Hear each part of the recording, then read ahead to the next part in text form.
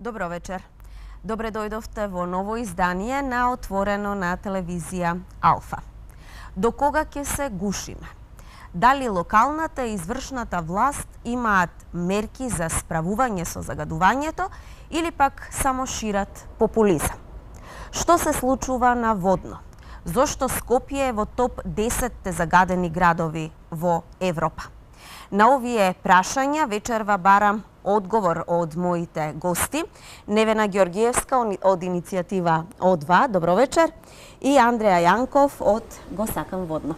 Добре дојдовте во студиото на телевизија Алфа. Јас морам да кажам дека за оваа емисија има отворена покана и од Министерството за животна средина, заменик министерот и министерот и градоначалникот на Скопје, меѓутоа оттаму не добивме одговор за гостувањето вечерва во емисијата. Само заменик министерот рече дека со граѓански здруженија не сака да гостува, туку би разговарал со невладини организации. Меѓутоа, како и да е, нема да коментираме за гости лица кои што не се присутни во студиото. Се надевам дека на гледачите ќе им понудиме плодна дебата и барем еве ќе им одгатнеме некои дилеми. До кога ќе се труеме со загаден воздух? Прашање на почеток за моите двајца гости. Невена, повелете. До кога? Па како идат работите, не гледам решение во наредните неколку години. Сега сме во момент кога е толку касно што мора да се преземат драстични мерки.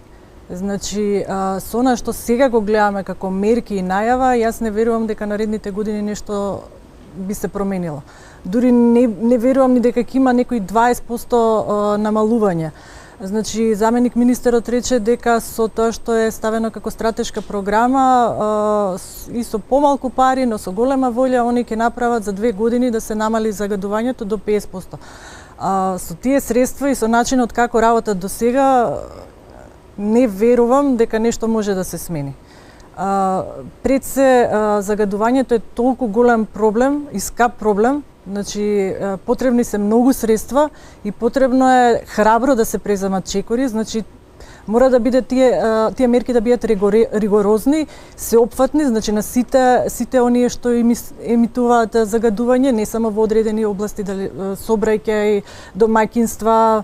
Значи, мора да биде не подеднакво, меѓутоа сеопфатно на сите тие делови и да бидат тие потези храбри. Ние имаме мерки субвенции, меѓутоа тие субвенции, да речеме, кај возилата или кај домаќинствата се такви мали што со едни обични пресметки ќе видиме дека тоа многу мал процент може да влие, да речеме, да не се греат на дрво или да преминат на нова кола или на газ, што нема да се осети тоа.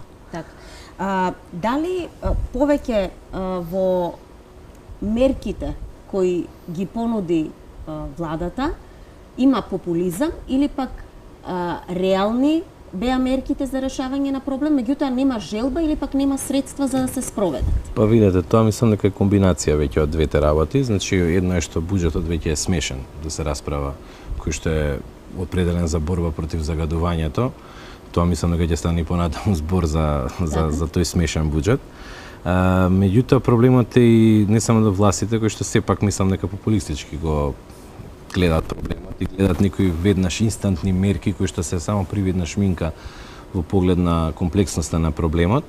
Треба многу повеќе работа на терен, треба многу поголем буџет, треба одлучни и храбри мерки и треба многу поголем човечки капацитет да се ангажира за самото решавање со загадувањето.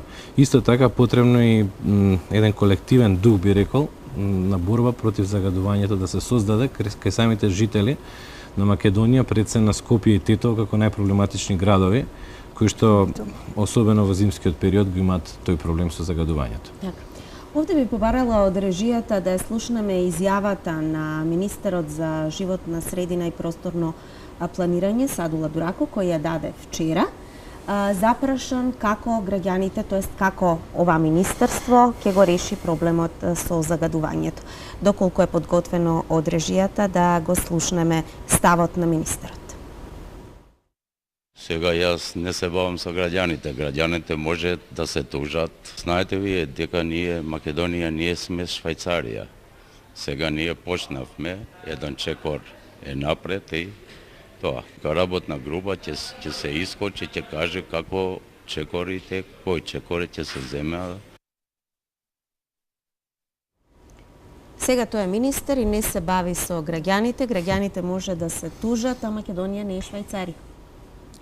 Па Македонија не е Швајцарија, меѓутоа мислам дека ние треба да аспирираме кон тоа, не цело време да ламентираме дека не сме дораснати до некој друг тип на општество кој што негова веќе некои сосема други цивилизацијски вредности би рекол. Не е дека не можеме, значи буџетот е тука, значи над 200 милиони мислам дека е буџетот кој што оди на екологија, меѓутоа за борба со загадувањето се одвојуваат смешни 1,6 милиони. Така да пред се тука треба да се бара вината, зошто не сме како Швајцарија. Не гледам проблем ако граѓаните не го загрижуваат толку министрот, барем природата некако загрижува повеќе. Мислам дека многу често и не го гледаме со изјави, почесто го гледаме заменикот министер. Меѓутоа треба значи многу повеќе да се излегува на терен и самото министерство многу повеќе се ангажира токму во контакт со граѓаните. Значи кои што сега се одрекува од нив на некој начин самиот министер. Има ли власта или градските татковци контакт со граѓаните? Контакт има, само ја би сакала прво да искоментирам изјавата на министерот. Мислам срамна е ваква изјава да даде. И срамно е да остане после ова министер. Значи не сме Швајцарија и нема да бидеме никогаш дека имаме вакви неодговорни луѓе во главните институции. Ние како одва иницијатива веќе бараме оставка од овој министер, бидејќи до сега не се занимаваше со граѓаните, би требало и граѓаните да не се занимаваат веќе со плаќање на вакви неодговорни лица. Значи ова е срамно да излезе и да го кажа, при тоа и самата влада да не побара оставка од ваков човек. Самиот однос кон ова прашање, загадувањето и животната средина, со тоа што тоа министерство секогаш е на маргините, значи што се ставаат вакви луѓе што до сега никој од граѓанските здруженија немал можност да комуницира со него, главно е заменик министерот, значи сме имале контакти исто и со со представници од градот. Само говори за тоа каков е односот кон овој проблем.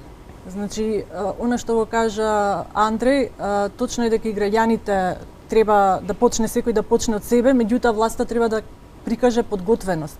Самиот граѓанин, колку и да се труди, ако гледа дека тоа од највисоко ниво се игнорира, не се презема ништо, значи веќе губи желба или нешто дека може да се смени. Ние гледаме по социјалните мрежи, одговорноста се префрла од еден на друг.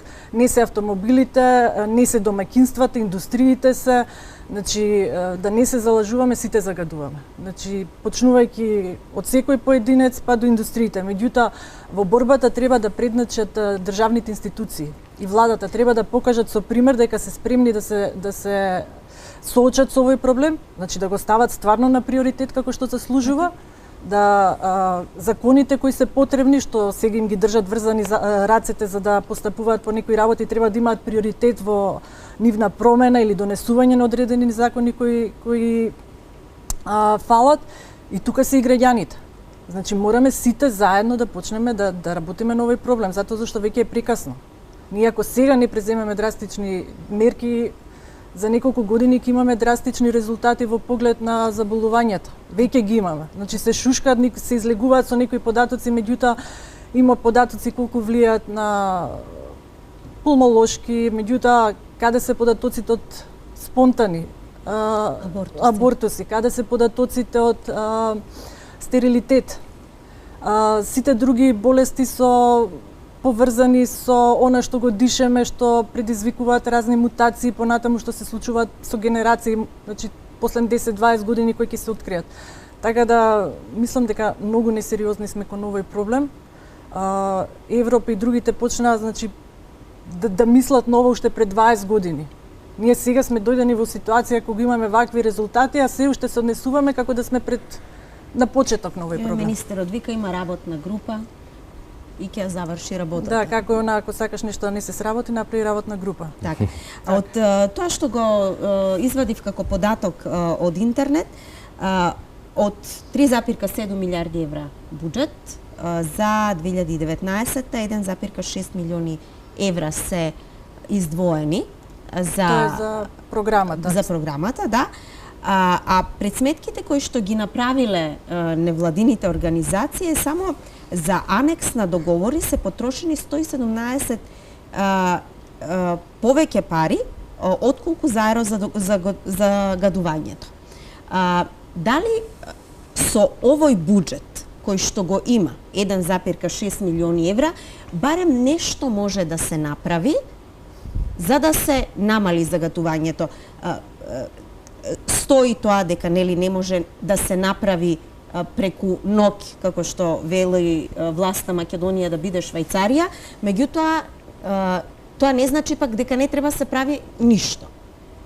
Видете, овој буџет е сепак смешен ако го споредиме со некои други бројки. Еве конкретно само за водно како надомесна штета за сечата која што треба да се која што е планирана да се случи, се одвоени 700.000 евра од страна на мер кои што ќе бидат исплатени на град Скопје. Дополнителни средства кои што ќе треба да ги добие град Скопје се ветени 1.000.000 евра исто од Министерството за животна средина конкретно и мислам уште 1.300.000 од Министерството за одбрана, значи тоа се 3 милиони евра само за пошумување на Скопје и околината.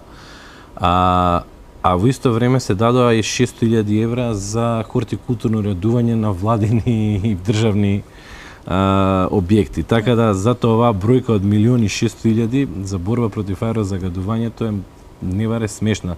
Тоа колку ќе му да ако Скопје има околу 700.000 жители, 800.000 да речеме, тоа е по 2 евра од жител, значи мислам смешна е бројката. Да. Ако се земе само колку една фамилија троши да речеме да се справи, ако има можности воопшто да се справи со загадувањето, прочистувач, маски, лекарства да не збориме, да.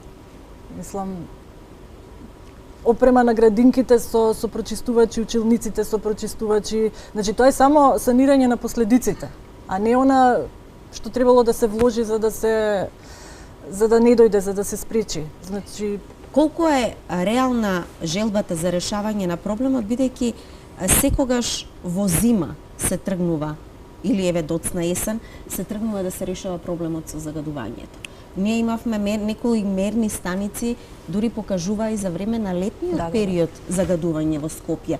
Социјалните мрежи беа места каде што се споделуваа фотографии, па да речеме на некои можеби мали загадувачи, меѓутоа кои придонесуваат за да имаме загаден воздух. Видете, мерките обично се, да ќе речам популистички. Зошто? Обично локалните предсевласти размислуваат во рамките на еден мандат. Значи 4 години и што за тие 4 години за да може да се види за евентуално да ги добијам уште наредните 4. Исто не само на локално ниво, обично така и размислува политиката во рамки на еден максимум 2 мандати и понатаму после мене потоп. Значи тоа е главната размисла. Ако одиме така, никаде нема да стигнеме. Значи проблемот е многу комплексен, мора да се согледа од повеќе страни и мора да се погледа и долгорочно како ќе се справиме со него. Пред се, еве Скопје и Тетово со загадувањето имаат проблем не само заради големите загадувачи, домаќинствата и сообраќајот, пред се голема улога тука има и урбанизмот во тие градови. Спречување на природните протоци на воздухот, значи се занемарува ружата на ветрови во самите градови. Нагла експанзија урбана, премногу градење одеднаш, што придонесува значи во задигање на прашина. Не се гледа конкретни решенија барем во смисла на миење на улиците. Порано тоа беше пракса, значи секој ден, сега буквално се сече црвена лента кога се случува таков настан. Затоа велам само популистички мерки се гледат и краткорочни, а мора да размислуваме и надвор од рамките на 1, 2 или повеќе мандати. Сепак треба да имаме план за 5, 10 па и повеќе години. Така. Андри го спомна урбанизмот. Не е само тоа што се дига прашина, што градежни механизации нонстоп ни шетаат по улиците во најзагадениот период од денот. Работата е што ние немаме попис валиден колку 12-13 години. Значи колку оваа котлина може да истрпи жители. 16. Значи тие гупови дупови се носат на стари податоци. Ние имаме веќе пренаселеност. Сите гледаат што ги носат дуповите да биде тоа краткорочно, ќе се земе профитот, општината ќе има пари за да исплати плати или нешто, меѓутоа колку трошок ќе биде наредните години. Инфраструктурата дали ќе издржи толкав број на население на тоа подречје. Веќе улиците не трпат. Значи, мислам дека Скопје е пренаселен и наместо да дојдеме до ситуација која ќе се забрани градење, ние тоа го бараме сега во периодот кога е загадувањето да има стопирање на сите градежни активности.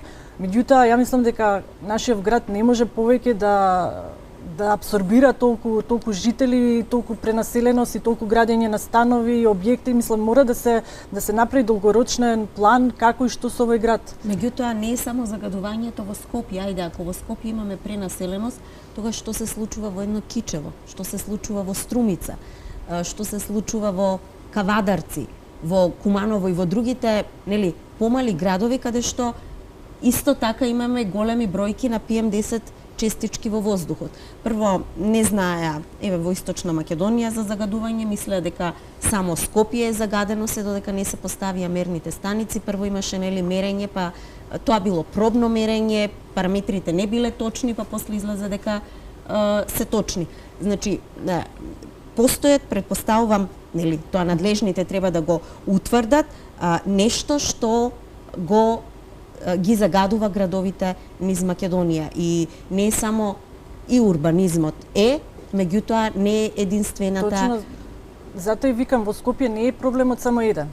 Тука се насобрани сите, урбанизмот, струење на воздух, пренаселеност, премногу сообраќај, стари коли, греење на дрва и се што, отворени депони, палење на отворено и целиот тој однос што ништо од тоа не се средува, донесува до вредности да ние немаме малку загадување, 60-70 да речеме за кое загадување во европските градови веќе се дига алармот. Ние имаме постојано загадување, дури ние кога ќе дојме на 50 или на 60-70 сметаме дека тоа е добро, чисто е, да. Значи тоа истото се случува и во помалите градови. Значи таа неодговорност на населението пали ниви, се палат на отворено, сите оние мали објекти индустријски, претпоставам, немаат никаква заштита, населението се грее на дрва или го појачува тоа со работи што не би смело и што би требало да биде информирано дека пред се самите си носат штета во својот дом и на своите деца. Значи, целата таа неинформираност и игнорирање на овој проблем дојде до ова да сега имаме загадување буквално и места кај што не би требало. Дали сметате дека мерката со воведување на налепници на возилата ќе може барем да стави некаков ред во справување со загадувањето? Видете, според тие истражувања кои што беа направени, кога ги земе дека се целосно валидни, мислам дека сообраќајето учествуваше со 20%. Околу 20%. Со тие налепници, да, реално е добар момент, според мене лично, дека треба се исклучуваат големите загадувачи, тоа се пред се дизел возила кои што се стари може и половина век. Се уште има такви, особено и алармантно е што тоа се градежни машини или товарни возила кои што се уште сообраќаат. Меѓутоа, еве да го решиме целосно проблемот со мислам загадувањето од сообраќајот, тоа значи дека ќе решиме само 20% од целата оваа проблематика. Што станува тогаш со индустријата, што станува со градежните активности, што станува со домаќинствата.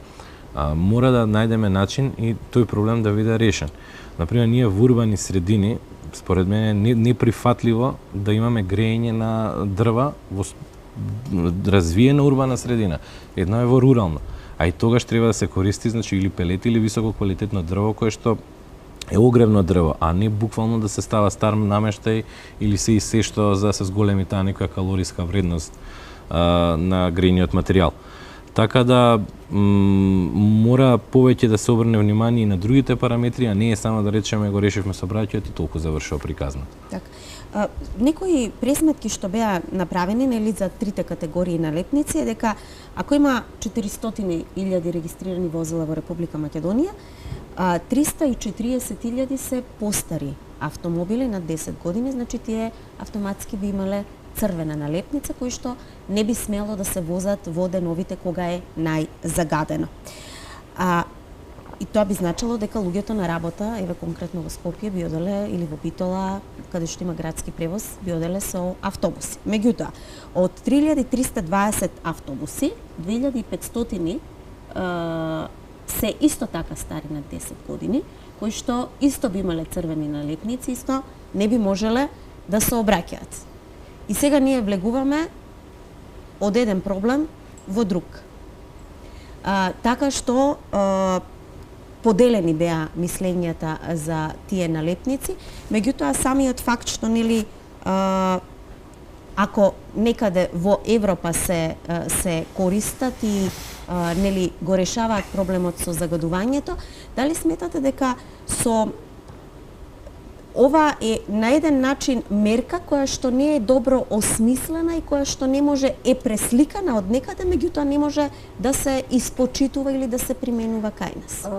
Ова беше И пак да кажам е донесена пак во период кога веќе е почнат студот, зимскиот период, нели доцна есен сме, меѓутоа ниски температури луѓето користат огрев.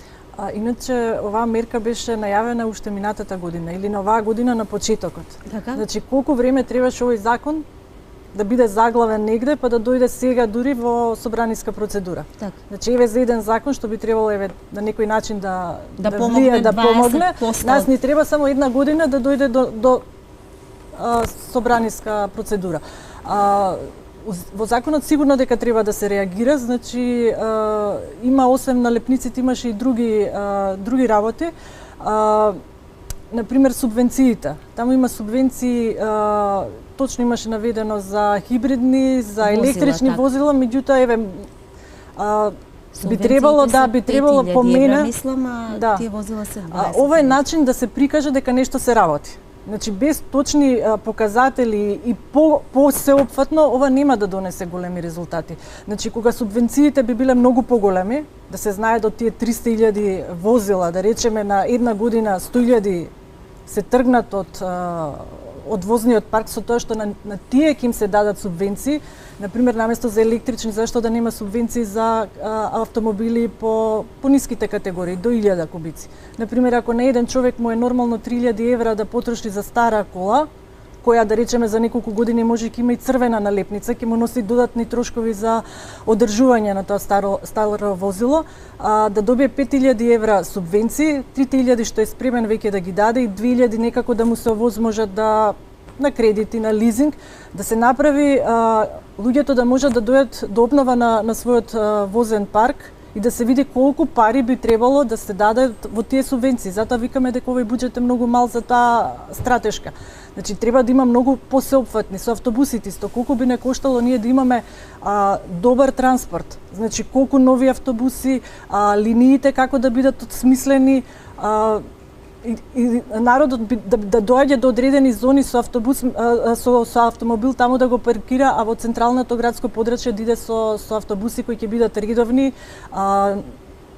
нема да бидат пренатрупани. Мислам дека сите повеќе нема да губат време во чекање на загушени улици, би било порастеретено и за самиот народ. Меѓутоа треба да му се даде алтернатива. Така. Овде би направиле една пауза за реклами и се враќаме повторно во студио.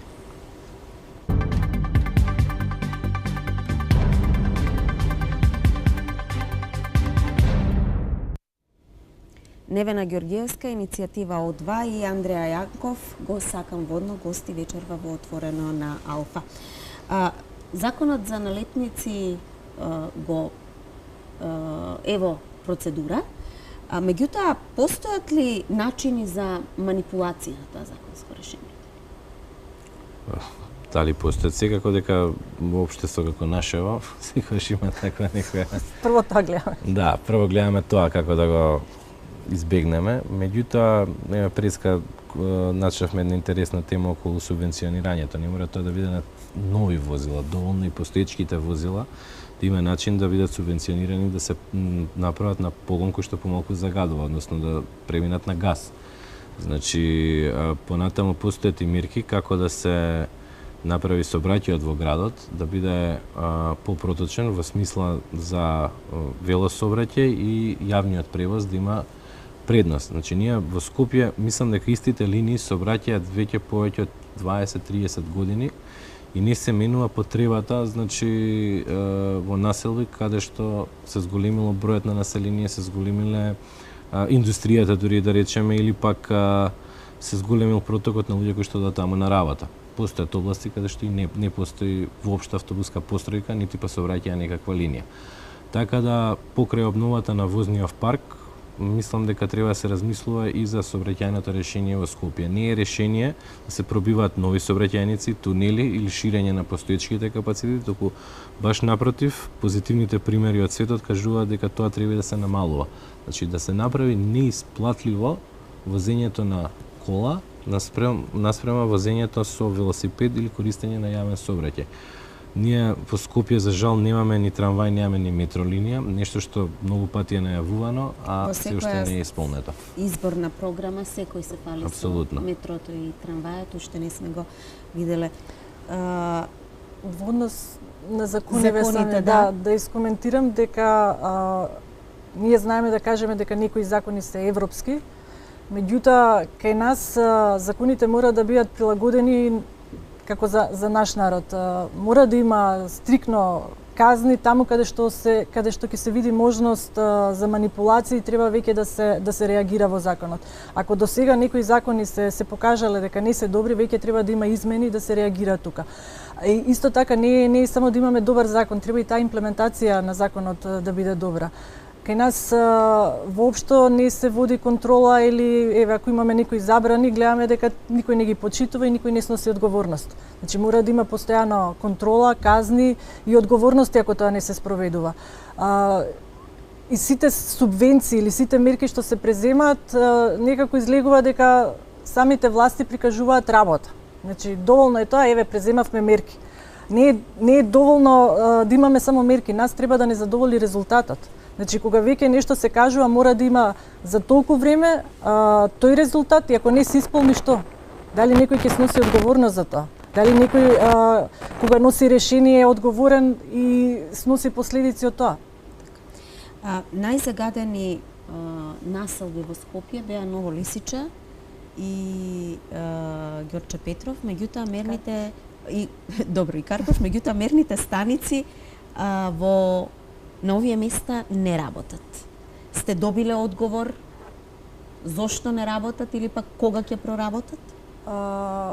Последните информации беа дека се стари, дека веќе при крај се сите мерни станици, најавија дека следната година ќе се обноват сите мерни станици.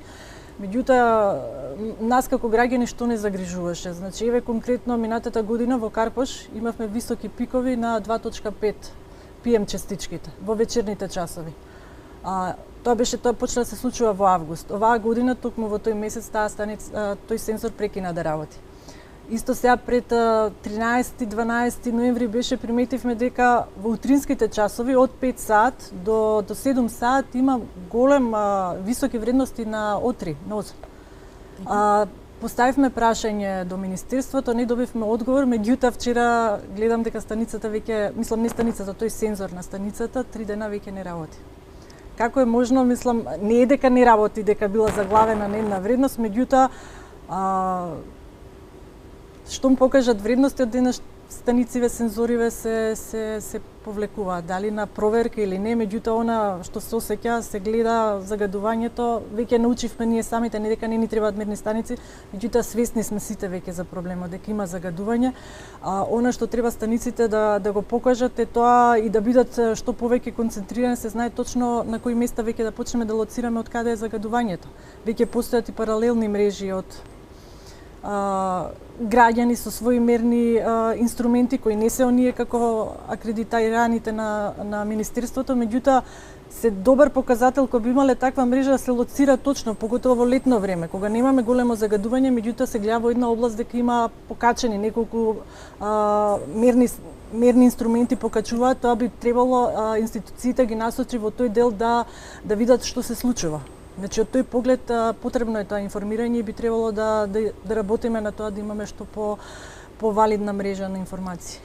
Никој не знае дали намерно се исклучуваат или пак некако се поклопуваат работите, па престануваат да работат.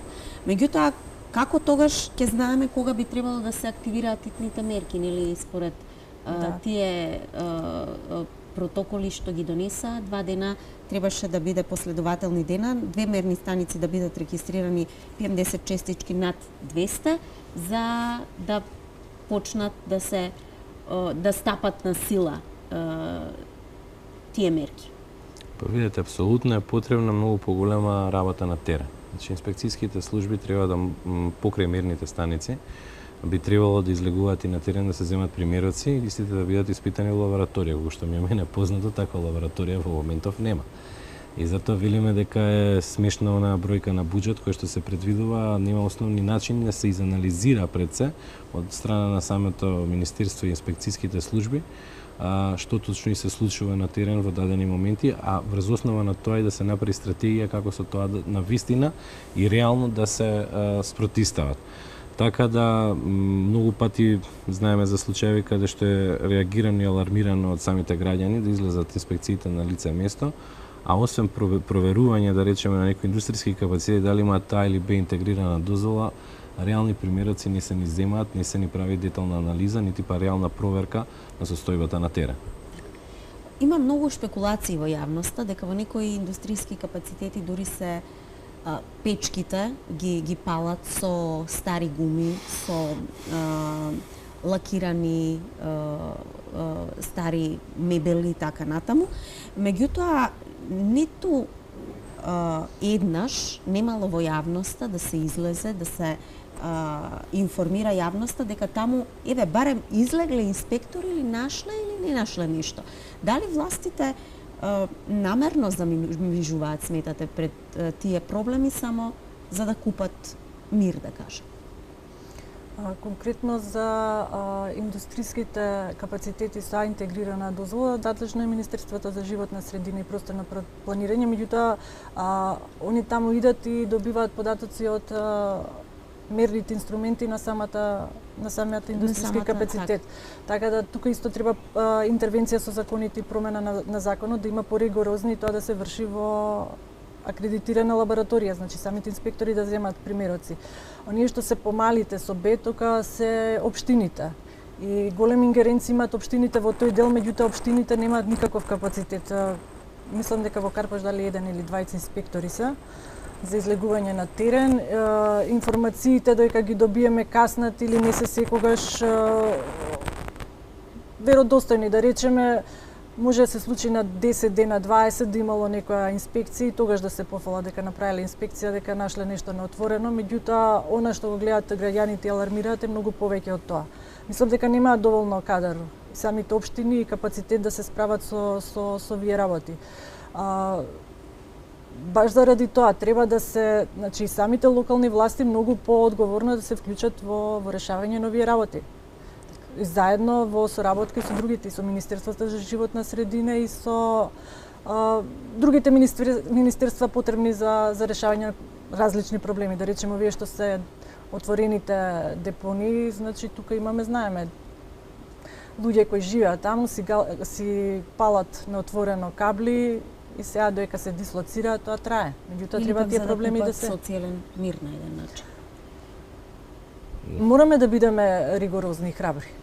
Точно е дека ќе има од едната страна ќе биде тоа на удар, меѓутоа и ние како граѓани мораме веќе да го воочиме проблемот и да знаеме дека мораме ригорозно да бидеме, значи да си се откажеме од сопствениот комодитет. Примногу не чини тој социјален мир. Да. И тука сме ние како иницијатива спремни дека треба да се презема, значи храбри, ригорозни чекори во секој поглед. И ние како граѓани да бидеме спремни на тоа. Значи, индустријските капацитети мора да имаат ригорозни контроли, да се намали загадувањето и редовно да се вршат контроли. Значи, кога е загадениот период да се намалат нивната работа на 50%. Исто така, возилата во загадениот период, значи мораме да идеме со автобус или на друг начин, или да се организираме по четворица во кола, не може секој со една кола и значи мора секој да тргне од себе. Така. Дали најавата за дури од следната година што ќе стигнат тие 18 мерни станици, можат барем да бидат надеж дека ќе се стави некој ред во лоцирање на проблемите? Видете, не е проблем и самото лоцирање, значи доколку тргнеме, како што спомне Невена Преска, од самите себе, на некој начин, ќе учествуваме барем во намалување на тоа загадување. Ако останат само индустријските капацитети, барем ќе знаеме дека таму да насочиме понатаму енергијата. Меѓутоа, мора најпрво да тргнеме од себе во очување на тој проблем. Значи, поздрав начин на живење, да инвестираме, значи, во алтернативни начини на транспорт, а мерните станици што ќе се постават, тие повторно ќе даваат некакви бројки, ќе согледаме некаква слика, меѓутоа сепак не е анализата на проблемот само пола од решавањето на тој проблем. Значи има многу други начини каде што би можеле, например, сега конкретно со нас како го сакам водно се спомна гасификацијата на Македонија, тој процес треба се забрза. Значи меѓутоа кај нас имаме обратен некој след на околностите. Наместо форсирање на изградба на секундарната мрежа, која што била локално и формирање на мрежа на локални потрошувачи, макар и по примерот на Струмица, со виртуелен гасовод, каде што фактички не се развива самата мрежа, па потоа се носи магистрала, ние упорно форсираме магистрални водови низ Македонија, со надеж дека некогаш ќе се направат тие секундарни водови, дека ќе се приклучи и гасифицира домаќинствата. Така да мерниве станици се дали ќе се постават или не се само една буквално капка во морето. Да, ги спомнав намерно затоа што тоа беше како една од мерките што е направена, меѓутоа пак одложена за до година. Да. Меѓутоа тоа не го спречи градскиот татко да го стави Скопје, тоест да го понуди како најзелен град во Европа во 2021 година. Јас овде би замолила прилогот на колешката Мери Георгиевска да го погледнеме, кој беше денеска снимен од пресконференцијата на градоначалникот Петар Шлегов. Градот Скопје, кој речиси секој втор ден во топ 10 црната листа на најзагадени градови во Европа, се кандидирал за Европска зелена престолнина 2021. Покрај загадениот воздух, проблемот со бездомните куќиња, градската чистота, сепак градскиот татко Петре Шилегов веле дека сме влегле во втората фаза за зелена престолнина според Европската комисија. Шилегов се правда, не било само зеленилото или воздухот параметар за квалификација за титулата. Се гледа што е појдовната точка на градот кога да речам пред една година кога јас дојдов за градоначалник, што е превземено во текот на таа година и каква е стратегијата за развој, односно справување со загаденоста и со зголемување на зеленилото. Зелена престолнина не е само зеленило, тоа е начин на функционирање на градот, енергетската стратегија на градот. Според Шилегов, ваквиот тек на настаните било знак дека сме на добар пат. Граѓаните пак се песимисти. Велат со ваквиот загаден воздух и неажурноста на институциите, можеби за 100 години би можеле да се бориме за титулата Европска зелена престолнина. Не можеме да бидеме први тоа што е загаден воздухот. А зашто е загаден воздухот? Тука има многу фактори. Значи од фабриките, од колите и другите фактори не може да биде. Мислиш дека град Скопје доволно превзема средства за горещи проблемот? Не мислам. Не мислам дека не е проблем само во град Скопје, туку и во владата. И во Министерството за екологија. Во никој случај треба да поминат години да се смени свеста на тие што се на позиција, да ги менуваат работите и да ги постават како што треба, па тек тогаш може да се размислува. Колку што сум ја информирана и упатена, мислам дека не. За едно 100 години може. Со овој загаден воздух апсолутно не може да биде. Сметам дека треба што повеќе мерки да има против загадувањето и тоа прашање не треба да се минимализира, туку треба да се активира и да биде главно прашање во овој град. Надлежните велат дека работат, а сепак делотворни мерки за подобрување на воздухот нема. Велат проблемот не се решавал за еден ден, потребно било време. Сепак на краток рок на повидок не нудат решенија кои би го подобриле амбиенталниот воздух кој секојдневно ги полни болниците. Според Европската агенција за животна средина, повеќе од 3000 лица годишно умираат како резултат на загадениот воздух во Македонија, а тоа е нотирано и во последниот европски извештај за квалитетот на воздухот. Македонија е прогласена за земја со најзагаден воздух по бројот на смртни случаи по глава на жител покрај Косово, Србија и Бугарија. Според Светската здравствена организација, смртноста од последици од загадениот воздух во Македонија е над 125 лица на 100.000 жители. Повеќе од двојно повисоко од европскиот просек, кој е 60 пријавени смртни случаи годишно на 100.000 жители. Ке стане ли, прашање за двајцата мои гости, Скопје европска зелена престолнина? Искрено јас се сумневам во тоа. Имаме само 3 години, тоест 2 години веќе за да се, а тоа е многу мало време. Че можете ги погледнете градовите кои што порано биле прогласени за зелени престолнини и ако ги споредиме со Скопје, ќе добиеме една смешна слика дека сега ќе ја карикирам како јас да ветам дека за 2 години ќе настапам на Мистер Олимпија и ќе ја земам титулата, значи покрај професионални спортисти и бодибилдери, мислам до тој степен на карикатура некаква представа на Скопје е тоа. Значи ние би биле задоволни само ако успееме еден нормален стандард на урбано живење да донесеме во градов. Зелена престолнина мислам дека сепак е утопија гледано од денешен аспект. Нема шанси. Или има утнато некои бројки во годината, значи за 2 години може да добиеме само награда за најоптимисти. За зелен град тешко. Како што кажа, тоа е концепт. Значи тука не е само зеленилото, чистиот воздух, тоа е начинот и односот кон енергијата, обновливи извори, сите тие работи. Ние се уште на дрва се грееме, немаме закон за цврсти горива, ќе збориме за зеленила, мислам. Да, енергетски ефикасни објекти реално и немаме во Скопје, имаме замена на фасади кај постари објекти. Да, со новите објекти се бара минимум С оценка да има, значи за енергетска ефикасност. Минимум отпад, тоа се еден куп работи, да речеме Лјубљана како беше оценувана и како Лјубљана дојде до зелена престолнина, значи они на тоа работат, мислам, се работи на тоа последниве 20 години. Ние за 2 години немаме центар за рециклирање, на пример во Скопје, имаме отворени депонии. Срекни да го намалиме на 50% загадувањето за 2 години, камо ли па зелена престолнина. Може би паролата ќе биде најважно да се учествува. Овде ќе направиме уште една пауза за реклами и се враќаме со завршените поенти на Отворено.